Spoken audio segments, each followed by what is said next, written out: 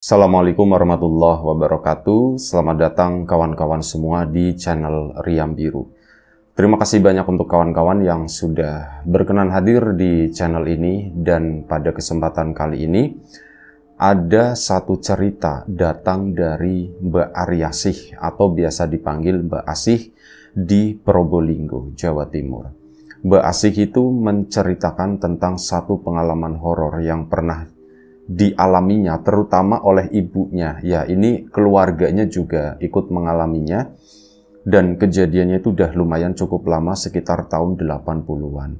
Jadi di tahun 80-an tersebut, ibu memang kebetulan lagi mengandung adiknya Mbak Asih, yaitu Mbak Sita. Ya, Mbak Sita alhamdulillah akhirnya lahir dengan selamat ya.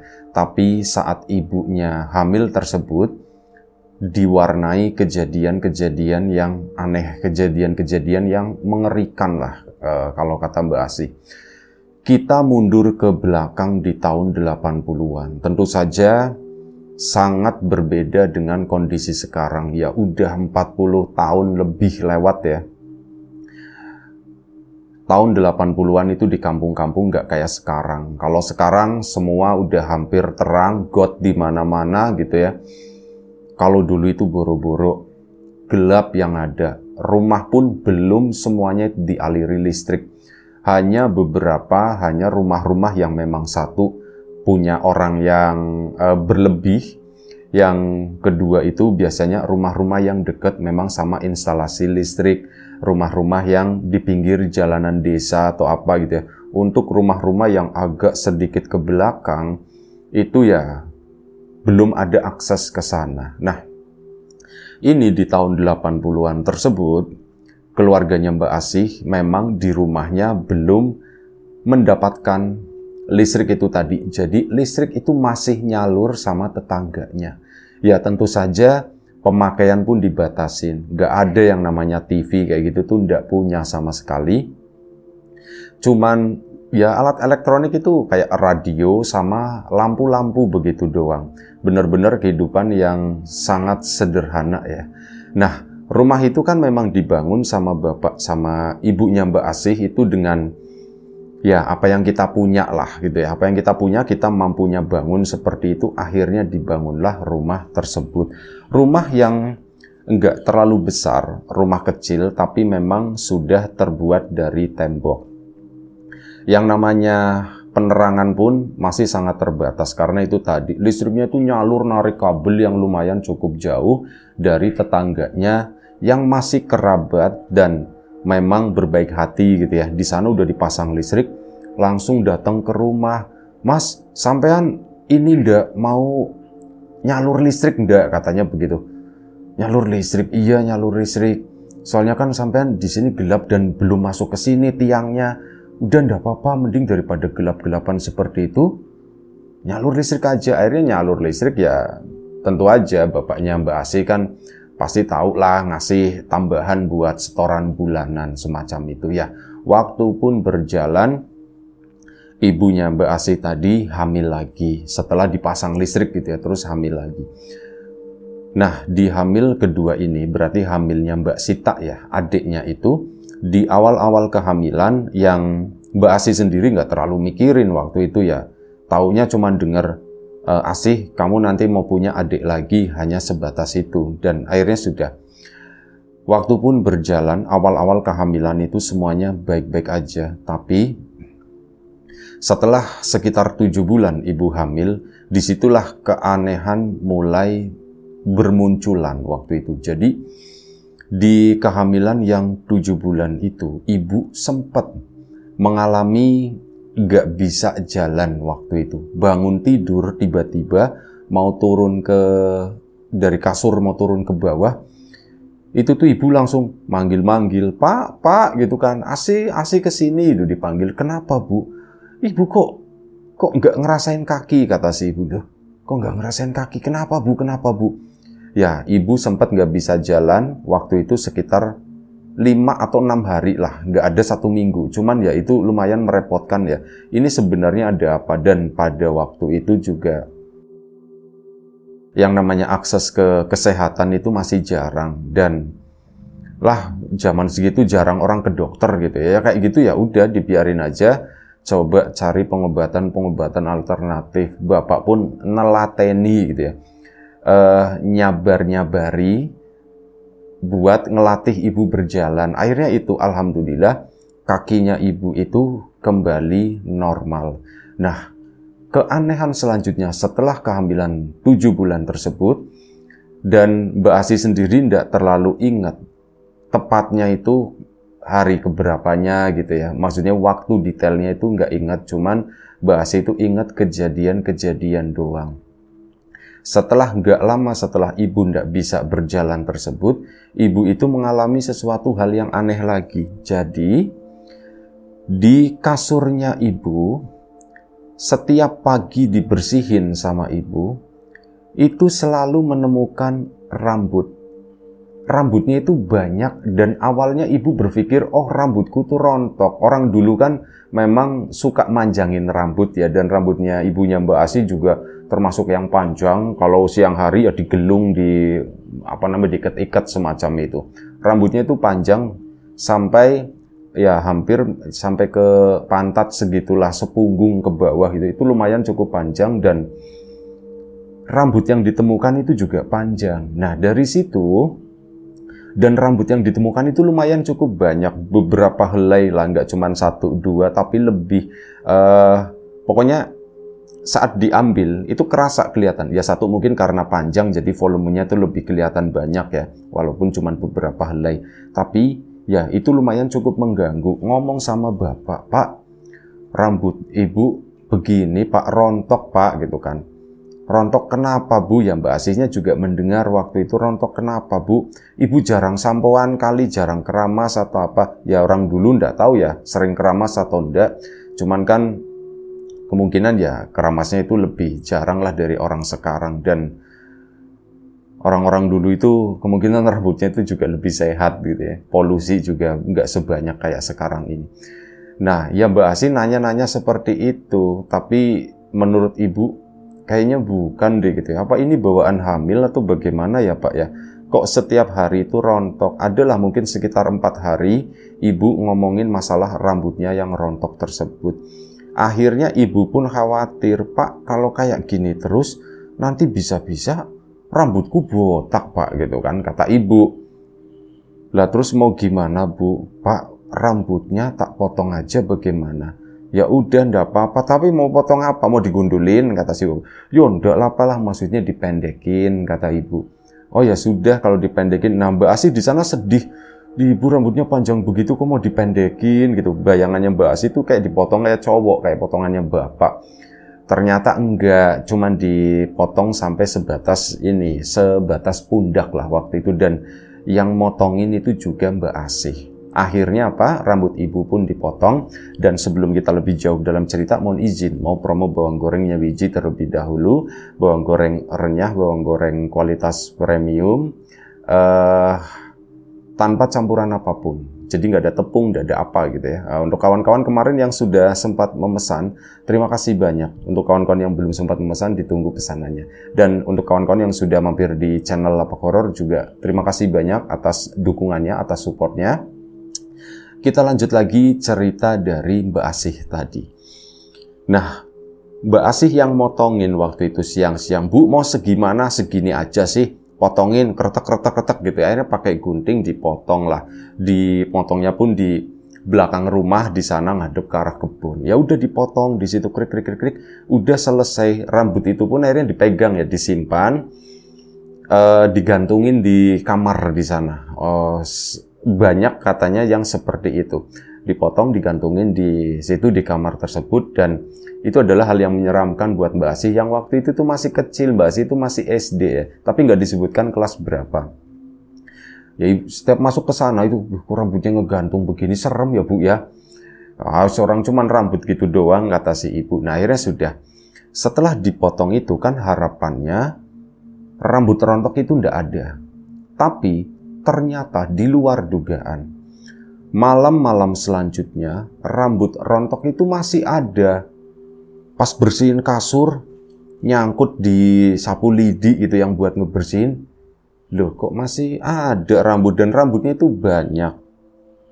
Wah aku masih rontok, kata ibunya Mbak Asih. Akhirnya apa? Dia pun keluar iseng memastikan rontoknya itu berapa sih sebenarnya. Kan itu udah lumayan cukup rawut ya.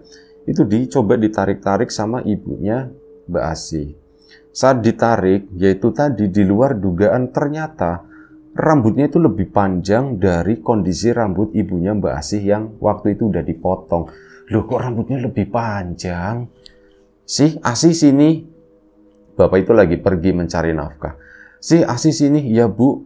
Si, ini rambutnya kok panjang ya sih ya? Iya ya Bu ya. Itu rambut ibu yang dulu kali yang belum dipotong. Enggak Asih ah. Ibu itu baru ganti spray katanya. Ganti spray itu artinya ya rambutnya itu sarung bantalnya itu juga tak ganti. Ya harusnya nggak ada rambut-rambut seperti ini lagi, harusnya bersih. Tapi ini ibu kok tadi pagi ngebersihin. Ini tuh, nih ada beberapa helai. Ini panjang-panjang nih kata si ibunya. Ditunjukin ke Mbak Asih gitu ya. Dan Mbak Asih, iya ya Bu ya, rambut siapa ya Bu ya, sudahlah. Dibuanglah rambut itu intinya. Udah. Keesokan harinya pun sama. Ya hal itu diceritakan ke Bapak juga. Tapi Bapak tidak banyak berkomentar. Mungkin gitu ya. Bapak kalau misal berkomentar yang aneh-aneh nanti takutnya ibunya Mbak Asih malah takut atau bagaimana. Jadi Bapak pun nggak komentar apapun saat dicerita seperti itu ya. Cuman mesem begitu doang. Oh ya sudah lah intinya seperti itu. Dan hari selanjutnya pun begitu. Loh ini rambut Pak, ketemu rambut lagi Pak. Ibu pun mulai berisik ya waktu itu ya. Pak, beneran. Ini ibu kan udah potong rambut segini. Masa rambutnya itu tuh Pak, panjang begini Pak, panjang nih Pak, segini nih Pak. Ini kayak rambut ibu belum dipotong. Bapak pun, iya ya Bu ya. Kenapa ya Bu ya? Bapak enggak baru nanyain kenapa gitu kan. Ya Bapak juga bingung mau ngomong kayak gimana Pak. Aku kok takut Pak, kata ibu ya. Sudah enggak usah takut, kata sudah enggak apa-apa gitu. Aman. Asih, nanti ya temenin ibu katanya takut, kamu jangan main-main terus ya, kata si bapak. Iya Pak, akhirnya sudah.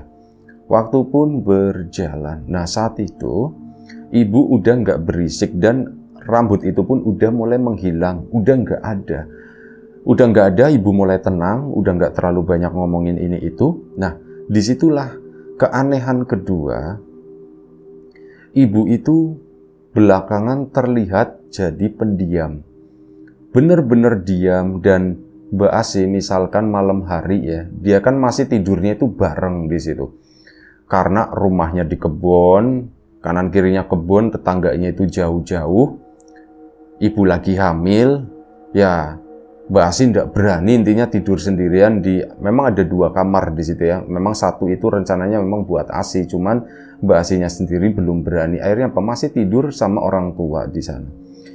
Nah, kalau malam itu kan biasanya anak suka ya pipis atau gimana kan. Mbak Asih bangun, itu selalu melihat ibu itu nggak tidur. Jadi ibu tuh melek begini aja sambil tiduran posisinya, ngelus-ngelus perut begitu kan. Mbak Asih ngeliatin, Bu, ibu nggak tidur Bu. Ibu pun cuma nengok terus senyum. Udah cuman sebatas itu. Bu, aku mau pipis, kata Mbak Asih. Dan saat itu bapak pun akhirnya yang dibangunin gitu. Pak, aku mau pipis Pak. Iya. Akhirnya dianterin sama bapaknya. Balik lagi ke situ. Hari selanjutnya pun sama. Ibu nggak tidur ya kalau malam ya. Ya akhirnya itu kan diceritakan ke bapak. Pertama nanya sama ibu, Bu, ibu kalau malam nggak tidur ya? Hah? Nggak tidur apaan? Orang ibu tidur. Itu kalau misal malam aku bangun mau pipis, itu pasti ngeliat ibu matanya tuh lagi melek gitu. Enggak kok ibu tidur. Jadi hal itu dibantah sama ibunya. Dan ya ceritalah akhirnya ke bapak juga ya, Pak, ibu itu kalau malam nggak tidur gitu. Ya mungkin cuma perasaan kamu aja, kamu bangun, ibu ikut bangun begini. Iya kali ya Pak ya. Ya sudah gitu kan. Itu satu keanehan lagi. Nah, kesana-kesananya ini ada satu keanehan lagi. Jadi pada suatu hari dan waktu itu tuh ingat banget Mbak Asih, malam Jumat Kliwon. Nah, ada satu tradisi di kampungnya Mbak Asih. Kalau misal malam Jumat Kliwon, kenapa Mbak Asih ingat ya? Itu banyak orang nyekar. pada datang ke kuburan ke sana, ribut kembang dan yang lain-lain. Di rumahnya Mbak Asih di depan itu juga ada tanaman melati, itu banyak yang ngambilin di situ. Makanya oh ini malam Jumat Kliwon di situ. Dan bagi anak-anak di tahun 80-an, malam Jumat Kliwon itu adalah malam yang menyeramkan gitu ya. Pada tahun-tahun segitu. Nah, Mbak Asih pun mengalami kayak gitu, sama. Merasakan kengerian itu, ini malam Jumat Kliwon, ini malam Jumat Kliwon, aku ndak mau main, intinya begitu ya. Akhirnya sudah dia pun berdiam diri di rumah. Malam Jumat Kliwon tersebut, ya ibu bapak seperti biasa istirahat normal ya, mungkin sekitar jam 9-an lah mereka itu mulai istirahat. Mbak Asih juga ikut-ikutan istirahat di sana, dan entah jam berapa Mbak Asih itu udah tahu. Bapak terbangun, ibu terbangun, Mbak Asih pun akhirnya ikut terbangun. Jadi malam itu tiba-tiba ibu itu nangis. Dia duduk di pinggiran kasur, kakinya itu turun ke bawah ke sana, dan ibu itu nangis bener-bener terseduh-seduh gitu ya. Sampai sedih ya, Mbak Asih ikut kebangun. Wah, ibu kenapa gitu kan? Ibu kok nangis seperti itu? Nggak apa-apa, kata si bapak. Bapak cuman bilang begitu ya, Mbak Asih ngeliatin gitu kan. Bapak pun nenangin, Bu, udah Bu. Istighfar Bu, istighfar. Kayak gitu, diingetin terus sama bapak gitu ya. Sampai akhirnya ibu pun istighfar dan ibu itu sembuh. Dan saat sembuh, maksudnya sembuh itu udah mulai diam. Ibu itu kayak bingung. Bapak, aku kenapa Pak? Begitu. Ibu nangis Bu tadi Bu. Ya Mbak Asihnya kan anak kecil itu, ngomong apa adanya. Bu, ibu tadi nangis Bu. Nangis? Iya Pak. Oh iya bener Pak, mataku itu basah. Kenapa ya Pak ya? Udah, istirahat, udah malam, kata bapak. Ya, dipotong sama bapak gitu ya. Akhirnya udah istirahat lagi. Mbak Asih pun berpikir, ibu kenapa ya? Kok bisa seperti itu? Kok bisa nangis gitu ya? Akhirnya sudah. Waktu pun berjalan lagi. Waktu itu sudah sekitar 8 bulan kehamilan ibu. Nah, di situ ada keanehan dan ini adalah puncak-puncaknya. Jadi dari sore hari, ibu itu udah ngomong, Pak, perut ibu ndak enak. Kata bapak itu, Bu, mungkin udah mau melahirkan kali ya Bu. Tapi kan baru 8 bulan Pak gitu. Ya kan kadang ada yang ngelahirin lebih cepat ya, istilah sekarang itu prematur atau apa gitu ya. Kan kadang ada yang melahirkan lebih cepat atau bagaimana. Mau diperiksa Bu ke bidan atau bagaimana. Nanti aja Pak. Ini nggak apa-apa kok, enaknya itu nggak terlalu sakit banget gitu kata si ibu. Jadi masih bisa ditahan, kayaknya sih belum Pak. Oh ya wes, ya bapak sama Mbak Asih juga tenang kan waktu itu. Tapi malam harinya itu, ibu, bapak sama Mbak Asih sekitar jam 7 malam, masih lumayan cukup sore lah.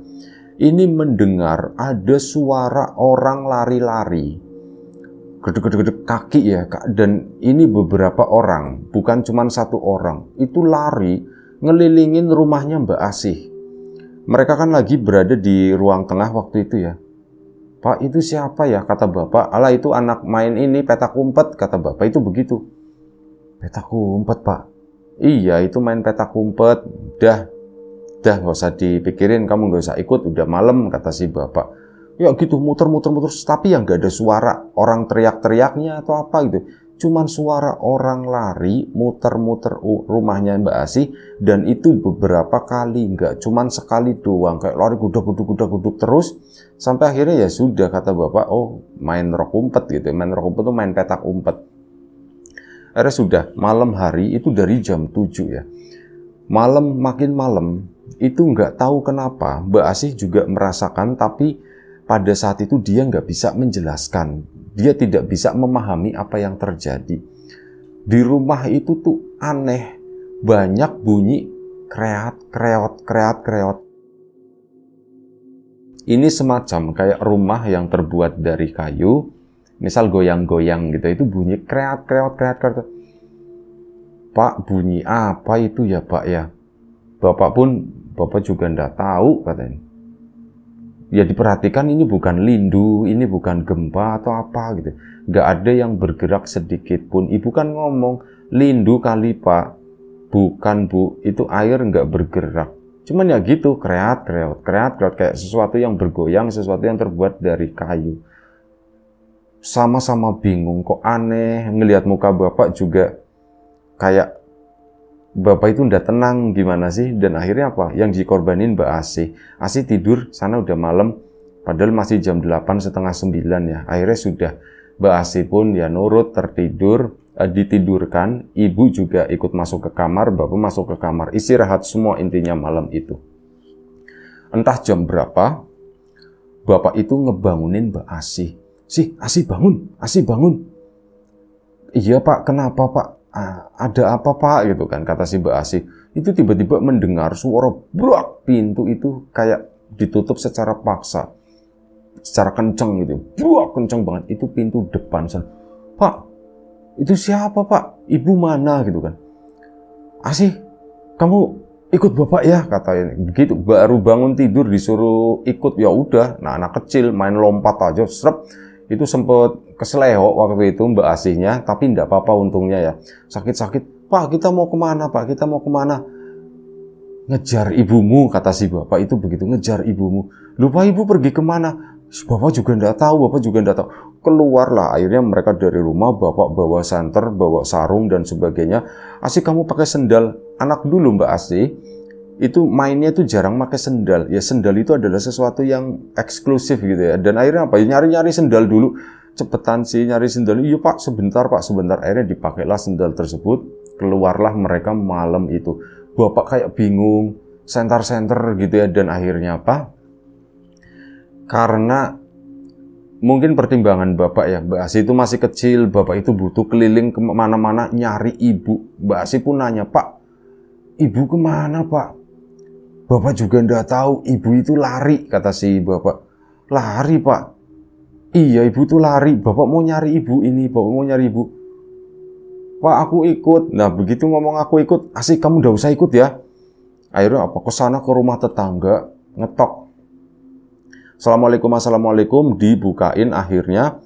Dan nitipin Mbak Asih ke rumah tersebut, ke keluarga tersebut. Akhirnya ya sudah, Mbak Asih di situ, bapak pun keluar mengejar ibu.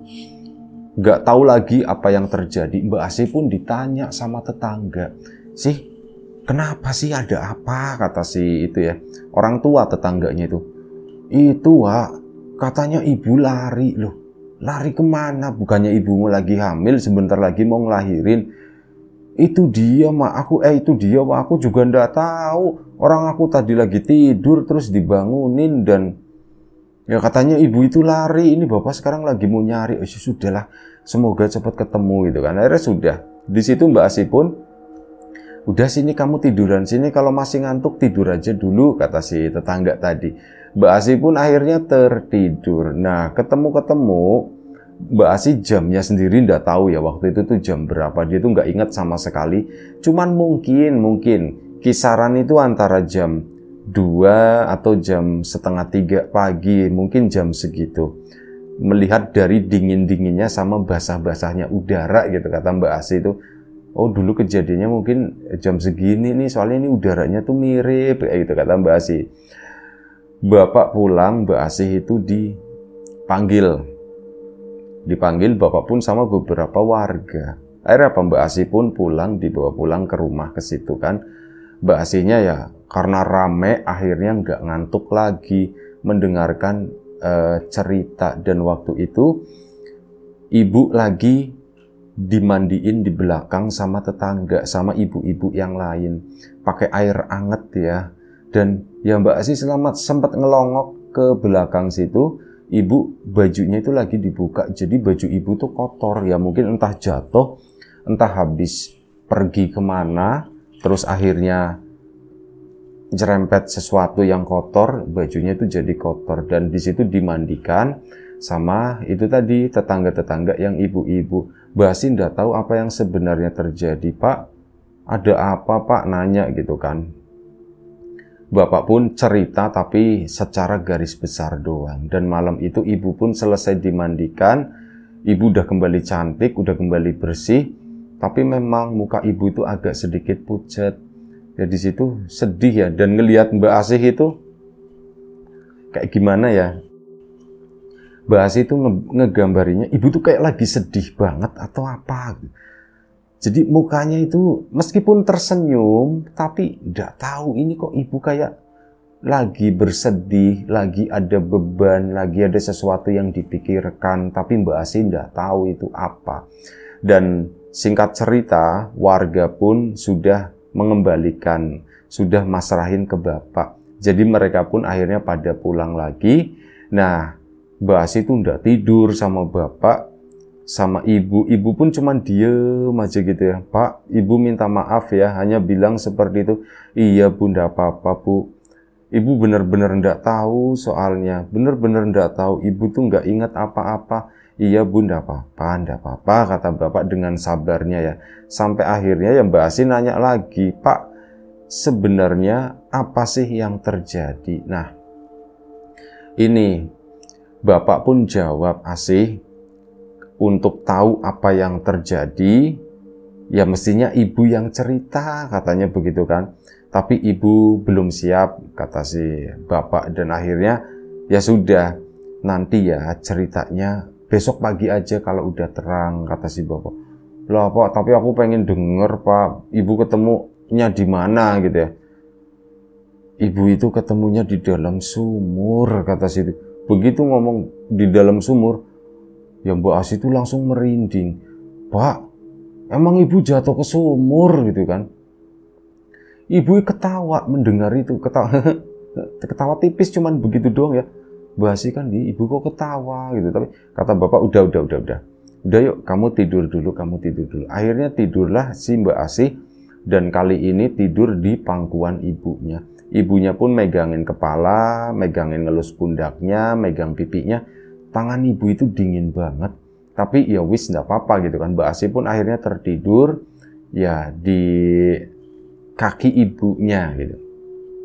Keesokan pagi bangun, Mbak Asi pun ya alhamdulillah waktu itu ya ngelihat bapak sama ibunya itu masih berada di rumah, semuanya itu lengkap. Nah, di pagi itu Mbak Asi memutuskan tidak masuk sekolah karena memang bangunnya kesiangan sekitar jam 8. Sekolah itu udah masuk, udah berangkat gitu. Jadi, Pak aku udah sekolah Pak. Sekolah apaan, orang lihat tuh jam berapa.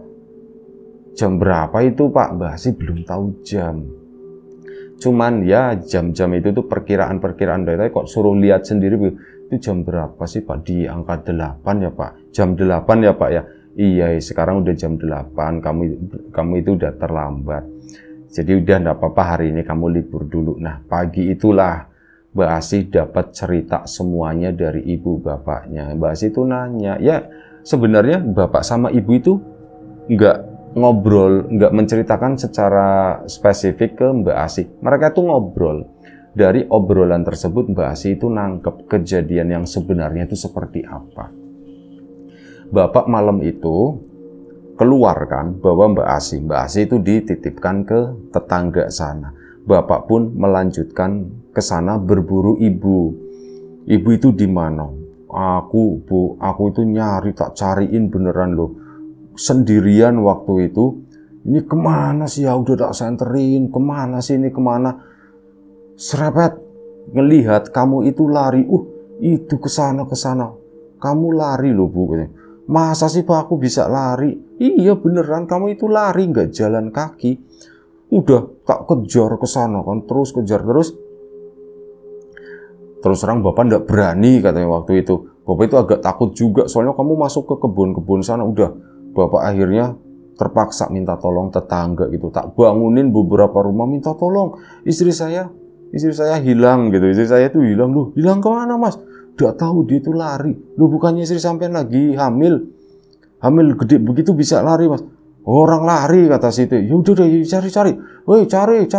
Woi bangun. Tetangga pun pada begitu. Ya tetangga yang lain akhirnya pada bangun bantuin bapak buat nyariin ibu.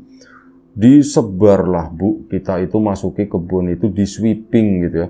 Kira-kira di mana ya? Ada yang melihat ke sana ngalor gitu, ke utara gitu. Akhirnya warga pun nyari ke sana dan ya malam itu tuh bener-bener seru banget bu. Seru, cuman ya serem kata bapak kan. Terus gimana lagi Pak? Udah warga kami pun ngikutin itu ya, katanya instruksi ke sana ke utara, dan kamu kebetulan kan kamu pakai pakaiannya tuh warnanya tuh agak lumayan terang, warnanya tuh putih gitu kan, jadi kelihatan di luaran sana dasarnya tuh warnanya putih meskipun ada kembang-kembangnya, tapi dasarnya tuh warna putih. Kamu lari ke sana, ya udah kita pun ayo kita ke sana cari. Ada yang bawa senter, ada yang nggak bawa, ada yang bawa obor kayak gitu. Rame, ada 11 orang kata bapak waktu itu. Cariin ke situ, ke sana. Di mana? Woi, ke sana. Ada yang nunjuk begitu lagi. Kita pun ngikutin ke sana dan akhirnya apa? Benar-benar diputerin area tersebut. Bapak itu udah nggak enak. Aduh. Ini kok ke area sumur ya. Jadi di kebun tersebut ada sebuah sumur tua yang ukurannya itu nggak umum, nggak wajar. Sumur itu ukurannya relatif lebih besar dari sumur-sumur yang ada di kampung tersebut, dan sumur itu sama beberapa warga itu juga dikeramatkan gitu ya. Dikeramatkan dalam artian bukan dikeramatkan, dianggap angker di daerah situ gitu ya, termasuk keramat, dianggap angker juga. Dan dari sana warga pun menghindari daerah itu. Cuman karena malam itu kan ada kebutuhan dan memang rame-rame ke sana ke sumur. Aduh, perasaan bapak ndak enak kok ke arah sumur ya, nanti kecebur gimana gitu kata si bapak. Dan sumur itu tuh nggak ada ininya, nggak ada temboknya, cuman kayak tanah bolong begitu aja. Itu yang bikin bahaya. Memang di samping-sampingnya tuh dikasih batu bata ya. Tapi batu batanya juga nggak terlalu tinggi. Kita cari ke sana, lingkaran kami makin menyempit, dan kita kumpul di sumur itu. Kamu nggak ada, Bu. Dan aduh gitu kan, ini jatuh ke sumur. Beneran, kami pun ngelongok ke bawah sana. Kamu berada di bawah lagi begini. Kamu duduk, airnya tuh memang nggak terlalu tinggi. Cuman posisi kamu itu sedagu segini. Posisi kamu lagi duduk di situ, diem aja. Ya tak panggil-panggil, kamunya nggak nyaut sama sekali. Akhirnya sudah, bapak pun gimana ya ini ya, akhirnya buat ngeluarin kamu gimana ya. Pertama mau pakai tali, mau pakai tambang, nggak mungkin, berat, kamu itu lagi hamil gitu ya. Gimana ngikatnya, nanti sakit semua. Akhirnya warga pun inisiatif, kita butuh 2 tangga katanya, disambung. Warga pun pulang bawa tangga, rumah-rumah yang terdekat. Orang dulu itu tangga itu hampir setiap rumah itu punya tangga yang dari bambu. Langsung diikat, disambung, sumurnya nggak terlalu dalam. Ya sedalam sumur tersebut, tangga disambung 2 aja itu masih ada lebihnya. Karena dimasukin ke situ, jelek, ya udah, bapak turun ke sana. Ya, kamu dibantu tali juga dari atas, akhirnya apa? Kamu tak ini, pas itu ya kamu awal-awal sebenarnya kamu nggak nyadar atau bagaimana? Iya mas, waktu itu aku nggak nyadar dan aku kaget, loh kok kamu di sini gitu kan? Terus udah, aku lihat tangga, aku disuruh pulang, ya udah aku nurut aja karena waktu itu dingin mas. Karena naik tangga susah payah. Udah kamu tahulah dari situ. Iya mas, kalau itu aku tahu. Nah, itulah bapak semalam itu nyariin kamu kayak gitu. Begitu Asih ceritanya semalam saat kamu ditinggal di rumah tetangga itu. Pak, mestinya aku ikut ya Pak. Ya kamu ikut gimana, orang anak kecil ikut. Iya Pak, tapi kan itu Pak, seru kata Mbak Asih. Seru, orang ibumu hilang gitu. Dan ibu pun akhirnya cerita, Pak, ibu sendiri tuh ndak ingat apa-apa saat ibu lari. Itu pertama. Ibu cuman kayak orang pusing katanya, kayak orang bingung, dan sekali-kali ibu nyadar, loh, kok aku di sini gitu kan, tapi nanti selep hilang lagi, kayak gitu Pak. Terus waktu berada di sumur itu aku ingat banget, aku sadar Pak, kata si ibu, cuman kenapa aku diem aja, di depanku itu ada satu sosok Pak. Sosok apa? Kata si bapak kan. Aku ndak tahu namanya apa. Sosoknya itu rambutnya itu panjang. Dia itu nempel jadi sumur itu bagian bawahnya itu tanah. Sampai atas gitu. Sampai atas itu sumur tua ya. Jadi nggak pakai yang apa namanya, dari tanah liat atau apa gitu. Nggak ada pengamannya, jadi bener-bener full tanah. Nah itu di tanah-tanah itu tadi, ini di bagian bawah kan biasanya suka ada yang ceruk gitu kan. Nah di situ tuh ada satu sosok Pak, rambutnya itu panjang, warnanya tuh ya warna gelap Pak, warna hitam. Itu tuh kayak gitu ngeliatin, dia tuh duduk di sana, kurus badannya, itu cuman kayak duduk, terus gerakin kepalanya begini, begini, ya cuman begitu-begitu doang Pak. Aku itu takut, bener-bener takut, cuman nggak tahu entah kenapa, kok aku ngerasa dia itu nggak berbahaya gitu ya. Aku pikir, kok aku nggak diapa-apain ya, aku udah kedinginan begini, kok aku nggak diapa-apain. Ya sudah gitu kan.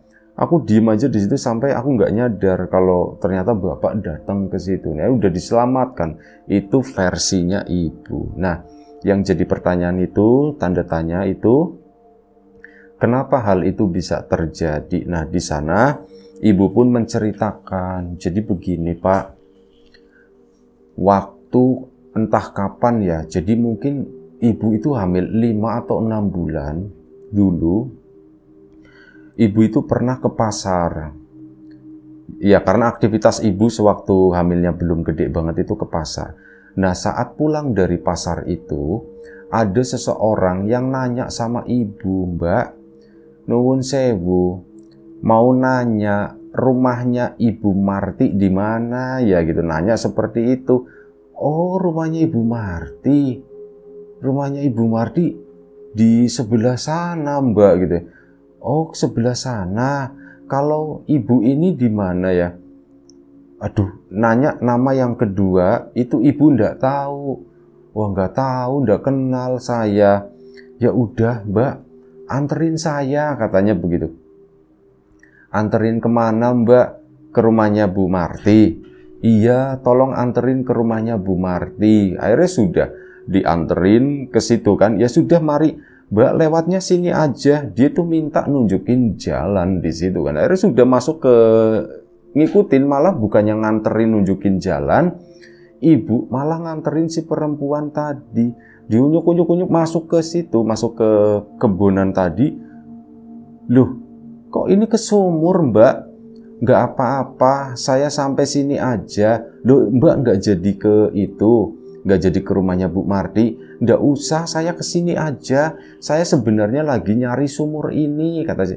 Nah, si Mbak itu jawab, kalau nama tersebut, nama perempuan, nama seorang ibu-ibu mungkin ya, yang disebutkan kedua kalinya, itu adalah nama sumur ini, kata si ibu. Oh, begitu Mbak. Ya sudah, saya permisi pulang. Akhirnya ibu pun pulang. Itu Pak, satu-satunya hubungan antar ibu sama sumur, ya itu doang. Kemungkinan ada itu kali ya Pak, ada hubungannya ya. Ya kemungkinan seperti itu, dan alhamdulillahnya setelah kejadian itu bapak pun berusaha nyari, nanya-nanya ke orang pinter dan sebagainya, lumayan cukup banyak waktu itu. Ibu pun ceritanya kayak diobatin lah, tapi bapak juga ndak sembarangan gitu ya, pakai metodenya yang aneh-aneh ya ndak mau. Akhirnya diobatin, alhamdulillah lancar semuanya sampai Mbak Sita, adiknya itu punya ibunya melahirkan, dikasih nama Sita. Dan Sita itu adalah nama sumur tersebut. Itu aja satu cerita dari Mbak Asih di Bojonegoro sana ya. Terima kasih banyak Mbak Asih atas ceritanya. Kawan-kawan di rumah juga terima kasih banyak atas support dan dukungannya. Apapun itu, kawan-kawan subscriber, kawan-kawan membership, kawan-kawan yang udah kasih support dalam bentuk super thanks ke Riam Biru, terima kasih banyak. Kawan-kawan yang udah ngasih like, udah nge-share ke yang lainnya, kawan-kawan yang udah ninggalin komentar juga terima kasih banyak. Kawan-kawan yang sudah memesan bawang gorengnya Wiji, tak lupa terima kasih banyak.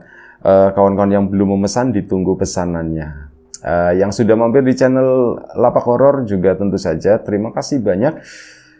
Doa terbaik dari kami untuk kawan-kawan semua, semoga selalu diberi kemudahan dalam hal apapun, termasuk kemudahan dalam hal rezeki. Yang sakit segera diberi kesembuhan, yang sehat tetap dijaga kesehatannya. Sampai jumpa di episode selanjutnya Riam Biru, jaga kesehatan kawan-kawan tentunya. Assalamualaikum warahmatullahi wabarakatuh.